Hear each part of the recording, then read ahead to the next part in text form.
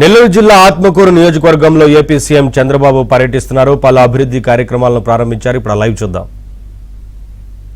నారంపేటకు వచ్చాను.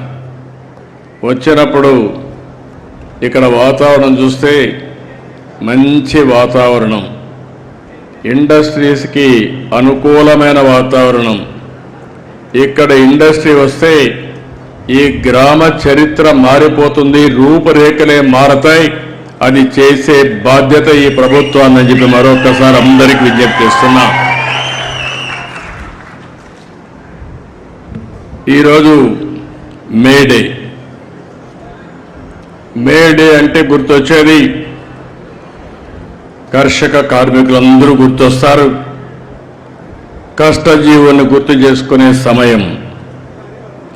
అందుకనే ఈరోజు ప్రపంచం మొత్తం మే 1న మనం అందరం మేడే ఉత్సవాలు జరుపుకుంటాం. దీనికి కారణం కార్మికులకు సంఘీభావాన్ని తెలియజేసి కార్మికులను దోపిడీ చేయనీయకుండా అనునిత్యం వారి తరపున పోరాడి వారికి న్యాయం చేయడం కోసం పునరంకితం అవుతాం. ఇలాంటి కార్యక్రమాన్ని మీరు చూస్తే 1890లో ఆ రోజు మేడే కోసం ప్రపంచంలో ఒక ఉద్యమం జరగడం, అక్కడి నుంచి ఈ కార్యక్రమానికి రూపురేఖలు వచ్చాయి. మన దేశంలో 1323 నుంచి ఈ కార్యక్రమం మనం నిర్వహించుకుంటున్నాం. ఈరోజు మీరు ఒక్కసారి చూస్తే కార్మికులంటే మనకందరికీ గుర్తొచ్చేది ఫ్యాక్టరీలో పనిచేసే కార్మికులే. కానీ అసంఘటిత కార్మికులు ఎక్కువగా ఉన్నారు. మన రాష్ట్రాల్లో పొలాల్లో పనిచేయడం, చిన్న చిన్న పనులు అసంఘటిత కార్మికులుగా నరేగా పనులు చేయడం, ఇలాంటి వాళ్ళు చూస్తే 88% అసంఘటిత కార్మికులే ఉన్నారు. అందులో అత్యధికంగా 67% వ్యవసాయం పైన ఆధారపడుతున్నారు. ఈరోజు వ్యవసాయ కూలీలు లేకపోతే మనం ఈ వ్యవసాయం చేసే పరిస్థితి ఉండదు. అందుకనే గవర్నమెంట్ ఆఫ్ ఇండియా కూడా ఈరోజు నరేగా కార్యక్రమాన్ని తీసుకుని ఎవరైతే ఇలాంటి పేదవాళ్ళు ఉన్నారో 100 రోజులు పని కల్పించే కార్యక్రమానికి శ్రీకారం చుట్టారు. ఇవన్నీ కూడా ఒక చరిత్ర. ఇప్పుడే నేను వెళ్ళొచ్చాను. ఒక భవన నిర్మాణ కార్మికులు మంచి కళ్యాణ మండపం కడతా ఉంటే, కమ్యూనిటీ హాల్ కడతా ఉంటే పోయి చూసి వచ్చాను. వాళ్ళ కష్టాలు అధ్యయనం చేశాను. మంచి మధ్యాహ్నం కూడా ఎండలు విపరీతంగా ఉన్నాయి. ఇక్కడ కూర్చుంటేనే చెమట్లు పడుతున్నాయి. అలాంటప్పుడు అక్కడికి పోయినప్పుడు ఎండలో నిలబడుకొని అందులో కూడా ఏవైతే ఇనుప రాడ్లు పట్టుకొని చేయబట్టుకుంటే కాలిపోతాయి, అలాంటప్పుడు వాళ్ళు పనిచేస్తున్నారంటే అలాంటి కార్మికులను ఆదుకునే బాధ్యత మనందరిది. ఈ ప్రభుత్వం తప్పకుండా చేస్తామని హామీ ఇస్తున్నా. ఇంకొక పక్కన మనం చూస్తే ఈ కార్మికుల్లో 56% మహిళలే ఉన్నారు.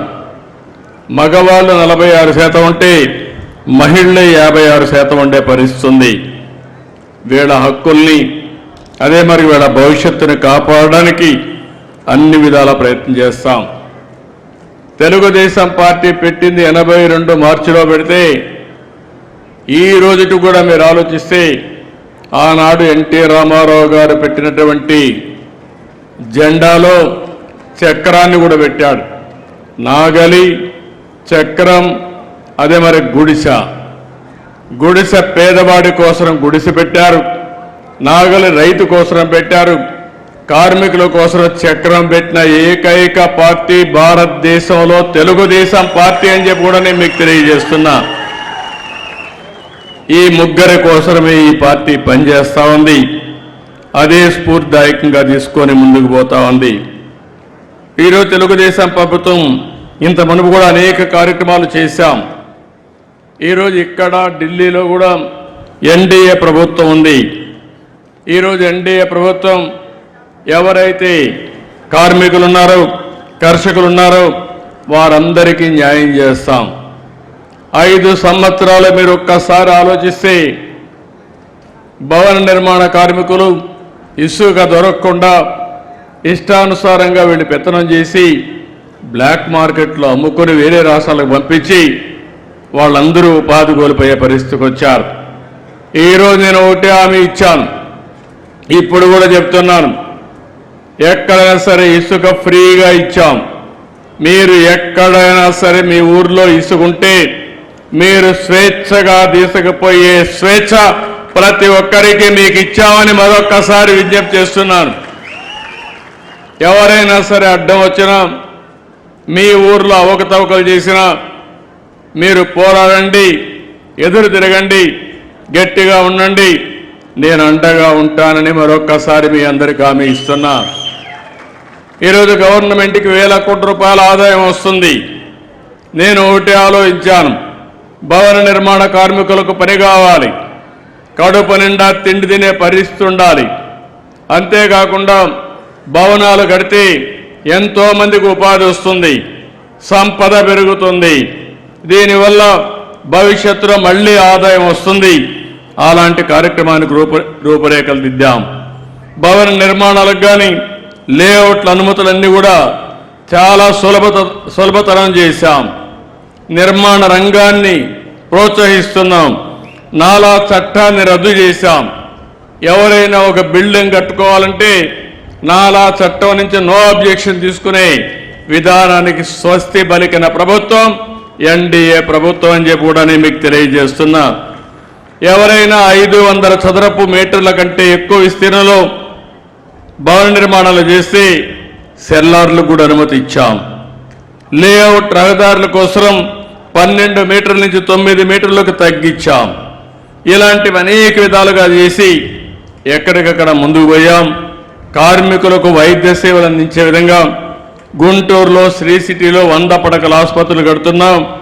కర్నూలులో 30 పడకల ఆసుపత్రులు పెట్టి పెద్ద ఎత్తున ముందుకు పోతాం. ఈరోజు ఇక్కడ మీరు చూశారు, ఒక మంచి కార్యక్రమానికి శ్రీకారం చుట్టాం.